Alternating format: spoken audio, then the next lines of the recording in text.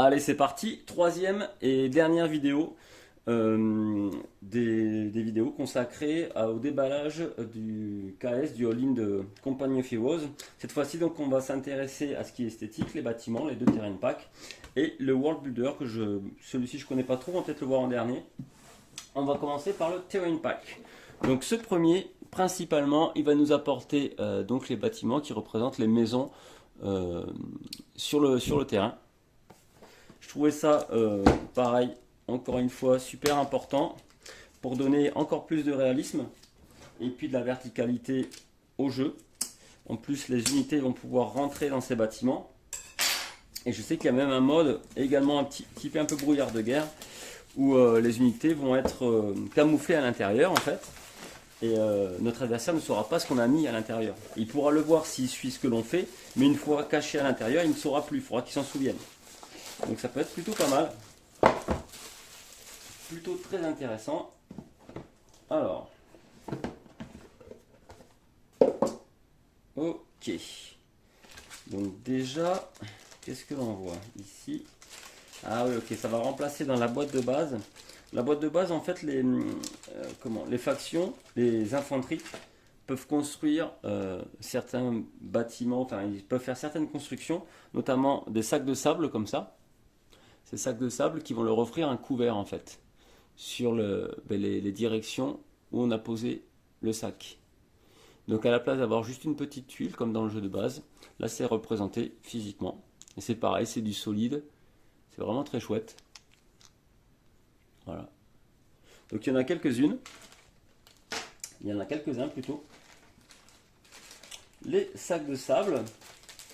On a aussi, donc les sacs de sable c'est du couvert, on a les barbelés qui empêchent l'infanterie de passer.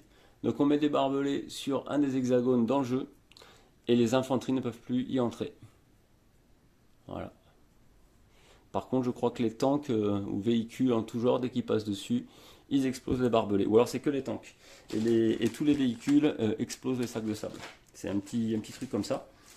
Mais du coup, c'est pas mal pour avoir une petite gestion stratégique aussi du terrain. Et là, nous, on a les pièges anti-char. Donc là, aucun véhicule en fait ne peut passer. Aucun véhicule ne peut passer. Ah, allez. C'est pareil, ça rendra beaucoup mieux en jeu plutôt que juste une petite tuile. Là, bah, c'est évident. Déjà, physiquement, les tanks ne pourront pas y entrer. Donc il n'y aura pas de problème. Voilà. Donc ça, je ne savais pas qu'il serait intégré dedans, donc c'est plutôt cool. Alors ce que l'on va avoir aussi, ce sont les drapeaux, comme ça pour les deux équipes, hein, drapeau bleu et rouge, qui vont être associés hop, donc à ces points de contrôle. Ces points de contrôle qui seront sur la map à des endroits définis par le scénario. Et ce sont eux qui vont nous permettre de générer des ressources en jeu. Est-ce qu'ils sont tous identiques? Oui. Alors en fait, une fois qu'on a une infanterie ou certains des véhicules légers qui peuvent capturer des points de contrôle, quand à la fin d'un tour on se trouve sur un de ces points de contrôle avec une de nos infanteries ou quoi, on réclame le point de contrôle et on y adjoint simplement notre petit drapeau. Est-ce que je vais le mettre dans le bon sens? Hop là. Oui. Tac, comme ça. Donc là, c'est voilà, c'est visuel déjà pour repérer où se trouvent les points stratégiques importants. Ils servent aussi bien donc, pour tout ce qui est gestion de ressources, hein, donc des munitions, de l'essence, etc. Et que le point de victoire également. Et donc une fois qu'on a fait ça, on sait de suite et à distance à qui appartient tel point de contrôle et combien de ressources on va générer tous les tours. Donc voilà, plutôt super sympa. Le petit système de drapeau. Et on va passer aux bâtiments, aux buildings. Donc là, ils sont tous identiques. Donc il y en a 9 apparemment. Donc voilà comment ils se présentent. Pareil, hein, donc ils sont creux. Ça a son importance. Donc comment ils se présentent? Très simple. Alors, ils sont un petit peu délabrés, j'adore. Voilà. Et on va poser notre infanterie dessus. Tout simplement. Et le petit cube, le petit espace pour un cube qu'on voit là, c'est pour gérer les points de vie du bâtiment. Les points de structure plutôt. Donc de base, je crois qu'ils sont à 4, mais ça c'est modifiable avec certaines variantes. Et lorsqu'on attaque un bâtiment, alors je crois que c'est qu'avec les armes explosives et enflammées, lorsqu'on attaque un bâtiment, on va pouvoir attaquer les unités qui se trouvent dessus, mais également faire diminuer les points de structure du bâtiment jusqu'à ce qu'il s'écroule complètement. Donc voilà le système. Alors c'est tout bête, hein, mais dans le jeu ça rendra beaucoup mieux qu'avoir juste un hexagone avec une image de bâtiment. Ben, l'avoir physiquement sur place, ça sera bien mieux. Mais une des choses intéressantes, c'est qu'on peut jouer aussi avec un système de variante pareil, en accord avec les joueurs au début de la partie, qui va simuler un brouillard de guerre, où là on peut retirer cette petite plaquette à l'arrière et pouvoir glisser notre infanterie dessous, de sorte que notre adversaire ne sait plus quelle unité se trouve à l'intérieur. Et lorsqu'il approche, on peut la retirer et la mettre par-dessus. Et donc là, il a la surprise. Est-ce que c'était juste des fusillés? Est-ce que c'était un machine gun ou autre? Donc c'est plutôt intéressant. Déjà, il ne sait même pas s'il y a quelque chose à l'intérieur non plus. C'est plutôt intéressant également. Voilà, dans quel sens c'était? Je suppose comme ça. Est-ce que ça glisse bien? Ouais, ça a l'air pas mal, ça tient. Je sais pas comment ça tient, mais ça tient. Alors je sais pas si j'utiliserai trop cette option. Je pense que je vais laisser les bâtiments tels quels. Ils rendent vraiment bien, je trouve. C'est une fois peint en plus, ça va être super chouette. Voilà. Donc et là sont tous les mêmes, hein, de toute façon. Les 9 sont identiques. Je sais même pas si au niveau des dessins, du délabrement, ils ont fait des petites différences, peut-être. Mais bon, en jeu, ça change pas vraiment. Donc voilà, le premier terrain pack que je trouvais assez essentiel, aussi bien pour ces buildings que pour les points de contrôle. Après, c'est aussi pas mal d'avoir fait ça là, un petit côté physique aux différentes barricades, barbelés et autres. Donc le terrain pack 1. On va passer au 2. D'ailleurs, je vais faire de la place parce que celui-là, il lui faut de la place. Alors, c'est parti. On ouvre ça. Allez. Ah. Alors, le plastique, il tient bien. Il n'y a pas de problème. Le plastique tient extrêmement bien. Donc, ce Terrain Pack 2, il y a une chose essentielle à l'intérieur. Voilà, c'est... il est plus bonus, hein, celui-ci. Mais pour moi, il y avait une chose assez essentielle qui donne tout le côté épique au jeu de plateau. Hop. À savoir la cathédrale. Ils nous ont fait une cathédrale avec une représentation physique superbe. Voilà. Tout simplement, elle est énorme. Elle est gigantesque, elle est magnifique. Donc on va pouvoir se placer ça sur le plateau. Qu'est-ce que l'on a? On a l'avant de la cathédrale qui est abîmé en plus, ça rend super bien. Voilà. Donc je la montre d'un peu plus près. Ok. Donc là ça fait comme ça. Donc ils l'ont ouvert pour pouvoir facilement donc justement retirer certaines parties et déplacer des unités. Je crois que ce sera le seul ou un des seuls bâtiments où les unités peuvent se déplacer à l'intérieur et même se battre à l'intérieur. Ce sera vraiment chouette. Voilà, on a aussi donc, 2 parties supplémentaires de la cathédrale. Donc pas celle-ci. Je vais vous montrer. Donc pas ça non plus. Ah, est-ce qu'on l'a au moins? Ouais, c'est ça. Super. Parce que forcément, il faut le clocher. Et on a ici le clocher. Voilà. Position prisée des snipers, bien sûr. Et voilà. Et là, avouez que quand même, de suite, ça a de la gueule, à condition de ne pas faire tomber le clocher. Très très chouette. Très très chouette. Chose intéressante, pendant la partie, il y a une partie, le bâtiment est indestructible si ce n'est le clocher. Donc voilà, le clocher pourra éventuellement se faire détruire. Et dans ce cas-là, on le retire. C'est pour ça qu'il peut se dissocier du reste de la cathédrale. Et on le remplace par une ruine de clocher. Voilà, où plus personne ne peut monter dessus. Et donc on y met ça à la place. Ah, vraiment c'est chouette, hein. Ça, sur le champ de bataille, ça va rendre de fou. Vraiment de fou, ça va être superbe. Ouais. Il faudra que je le peigne aussi, pour que ça rende vraiment bien. Justement, en parlant donc de ruines de clochers, on a aussi maintenant des ruines pour tous les bâtiments. Voilà, donc tous les, par exemple les maisons, les habitations du premier terrain pack, lorsque les habitations seront détruites, on pourra à la place y poser ce genre de ruines. Et il y a certaines maps qui commencent directement avec des ruines comme ça. Donc dans les ruines, on ne peut pas rentrer. C'est voilà, c'est bloqué complètement, aucune unité peut y entrer. Par contre, ça ne bloque pas la ligne de vue, il me semble. Mais voilà, c'est toujours intéressant d'avoir ça. Qu'est-ce que l'on a d'autre? On a évidemment les bunkers qui rendent super bien. Est-ce que ce sont les deux mêmes? Je pense que oui, hein. Ouais, ce sont bien les deux mêmes. Donc voilà, hein, le bunker, c'est typique, hyper représentatif de la Seconde Guerre. Ouais, ils sont assez extra.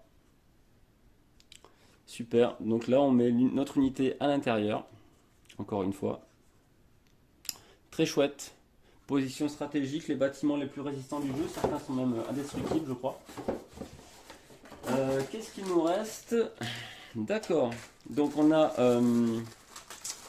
la faction anglaise, qui est la seule, je crois, il me semble, de base en tout cas, à pouvoir faire des positions renforcées comme ça pour son infanterie.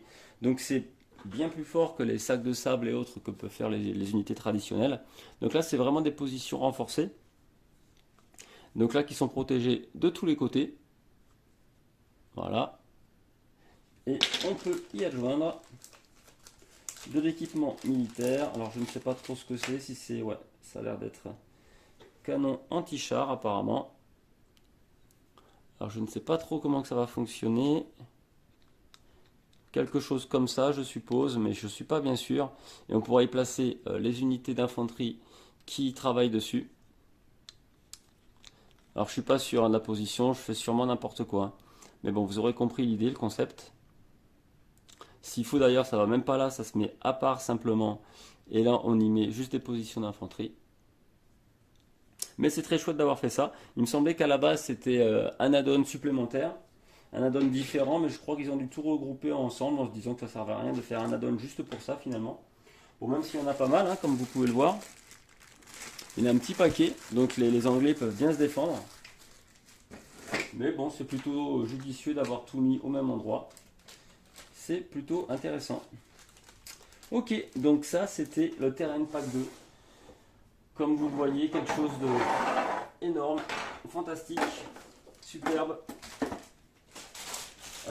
Voilà, mais comme ça, c'est toujours intéressant, vous pourrez savoir si c'est le genre de choses qui vous intéresse et dont vous avez envie pour le prochain Kickstarter.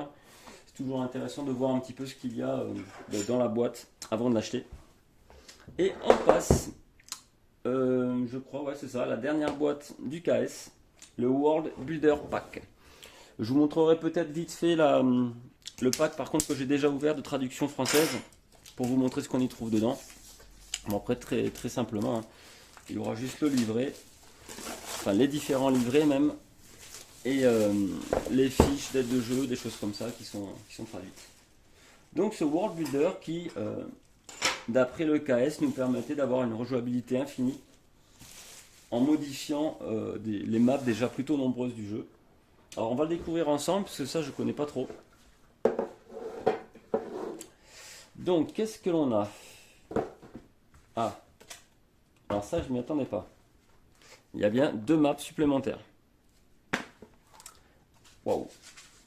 Donc on passe à 6 maps en tout. C'est énorme. C'est énorme. Je crois qu'on va regarder les maps en premier. Du coup je vais bouger tout ça. Wow. Ça va pas rentrer bien sûr sur la table. Alors, comment je vais faire ça? Je déplace un peu tout. Désolé pour l'attente. Voilà. Je vais essayer de les mettre côte à côte, hein, c'est pour ça que j'ai un peu tout bougé. Donc on a 2 nouvelles maps. il me semblait qu'il y aurait juste des petits hexagones à rajouter dessus, des petites règles, des choses comme ça, mais apparemment non. Ils ont été plus loin. Par contre, je crois pas avoir vu de règles justement. C'est étrange. Alors, Summer One. Ah, puis il y a encore de la neige apparemment. Donc c'est été-hiver la thématique de l'extension. Summer One, donc à chaque fois pour savoir si vous êtes dans le bon sens, bon après on fait bien comme on veut, hein, mais simplement on peut regarder le nom de la map, mais surtout la rose des vents en mettant le nord au-dessus. Et là il n'y a pas de souci. J'aime beaucoup. La carte est très simple finalement, il n'y a pas de bâtiment je crois dessus, de base. Pas de bâtiment et une rivière donc infranchissable, juste un pont. Donc ça permet d'être hautement stratégique et des gros défis, grosses batailles. Ok, on va y mettre la deuxième au début. On part dessus puis après on va les mettre côte à côte pour voir ce que ça donne. Ah, bien là. Est-ce qu'on l'a bien vu d'ailleurs celle-ci en entier, en caméra? Je sais pas si vous avez pu bien tout voir parce que les maps sont tellement grandes. Voilà. Ok. Allez, on ouvre la deuxième partie. Summer 2.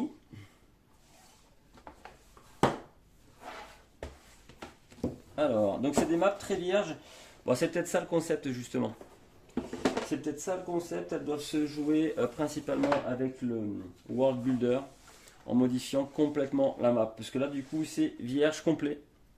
Alors, du coup, si vous jouez comme ça, sans rien dessus, c'est vrai que là, c'est assez limité niveau tactique et autres. Mais bon. Bon, ça, je vais l'enlever. Je vais l'enlever, ça va tomber sinon. Tac. On va se mettre ça comme ça. Alors déjà, je vous la remontrer si jamais vous ne l'avez pas vu entier. Voilà. Ok. Côte à côte, ça donne quelque chose comme ça. Donc vous ne pourrez pas voir complètement, mais ça rend vraiment bien. Ça rend vraiment pas mal. Ok. On va se regarder, je pense, le verso pour voir ce que ça donne. Donc plutôt chouette.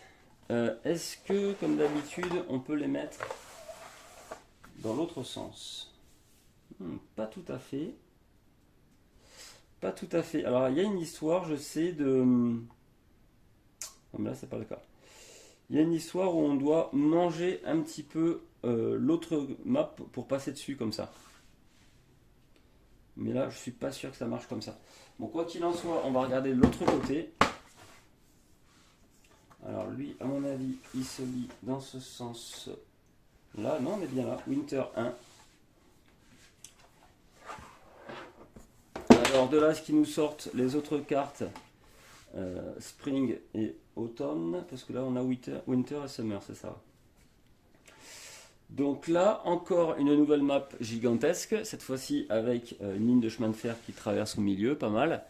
Encore une rivière mais glacée, hein, avec le petit twist sur les unités qui peuvent passer dessus et éventuellement souffrir. Donc oui, c'est des maps vierges, c'est bien ça, elles doivent se jouer vraiment pardon, avec les tuiles. Alors je sais pas, il n'y a pas de livret avec, c'est étonnant. Il n'y a pas de livret, donc je pense que soit on le fait un peu à notre sauce, soit on le prend directement les scénarios sur le site ou grâce à l'application,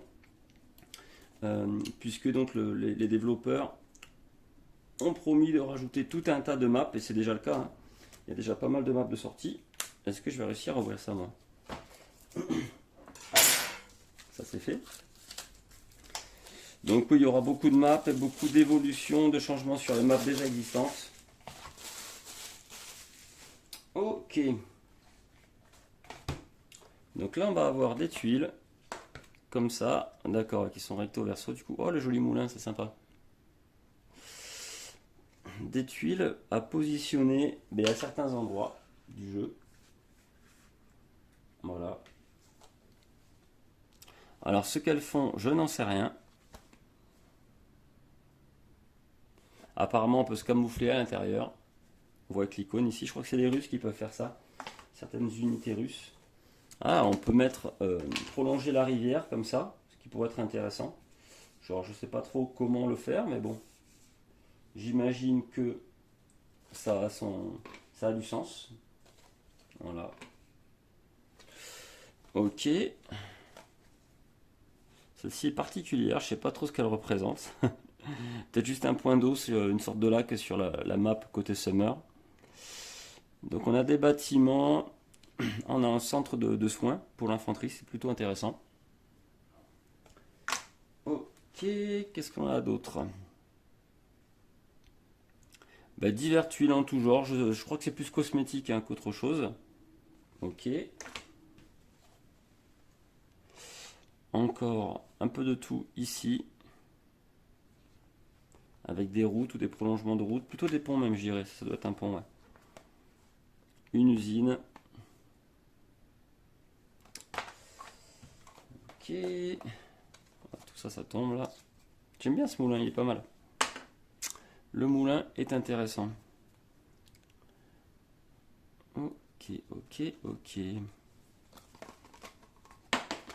Bon, en général, c'est synonyme de bonne tuile hein, quand elle se casse la figure toute seule. Et la dernière planche. Voili, voilou. Donc je suis étonné de ne pas avoir au moins une petite explication. Voilà, pour savoir ce que c'est, comment on y joue. C'est pas le cas. Alors soit ils ont prévu qu'on fasse ça comme on avait envie, ou soit on télécharge la règle. Qu'est-ce que ça nous dit là? Ouais, c'est bien ça, il n'y a pas de règle à l'intérieur. Le champ de bataille est vôtre. Donc on peut bien sûr utiliser cette tuile pour modifier aussi donc, les autres maps, hein, les maps standards du jeu. Ok. Très bien, très bien. Bon, bah, je crois qu'on a fait le tour. Je crois qu'on a fait le tour de la totalité du KS. Donc bon, vous voyez, il y a vraiment de quoi faire. C'est un jeu colossal, énorme. Et nul doute que dans le reprint, la version 1.5, ils vont encore rajouter des choses. Ça ne m'étonnerait pas du coup qu'ils rajoutent les deux autres maps, Spring et Automne, pour le World Builder Pack. Par contre, ce serait bien quand même d'avoir une petite règle déjà dans la boîte pour savoir comment l'utiliser. Mais bon, ça ne m'étonnerait pas qu'ils rajoutent ça. Plus de tanks, etc., plus de commandeurs, ce serait pas impossible. Bon, il y en a déjà tellement que je ne sais plus s'il y a vraiment assez d'intérêt. Je crois que je ne jouerai jamais avec tout ça. Je dois avoir l'équivalent d'une soixantaine au moins de commandeurs différents. Donc ça fait au moins 60 parties différentes. Et sachant que pour en maîtriser un, il faut faire 3-4 parties. Donc imaginez un peu le délire. Et donc par contre, ouais, ils vont rééquilibrer, faire un reprint du rééquilibrage du jeu sur les fiches et sur les aides. Qu'est-ce qu'ils pourraient faire de beau en plus? Pas grand-chose. Le jeu est tellement énorme déjà que voilà, que c'est déjà, il y a largement de quoi faire. Bon bah en tout cas j'espère que vous avez une bonne idée maintenant de tout ce que l'on trouve dans le jeu, tous les types de matériel qu'on peut avoir, toute la richesse du jeu. Voilà pour moi c'est mon gros jeu de 2019, mon gros achat, mon gros coup de cœur. Donc du coup maintenant je vais m'atteler à lire les règles un peu plus en détail, sûrement tester une partie solo rapidement pour voir comment ça tourne et puis vous présenter ça pareil sur la chaîne pour voilà, vous voyez si ça vous intéresse, si ce style de solo vous plaît et voilà, voir si vous pledgez le jeu dans son reprint ou non. Bon, dans tous les cas, je vous remercie d'avoir regardé là ou les vidéos du déballage de Company of Heroes. Et puis, je vous dis à très bientôt dans les chroniques ludiques. Bye bye!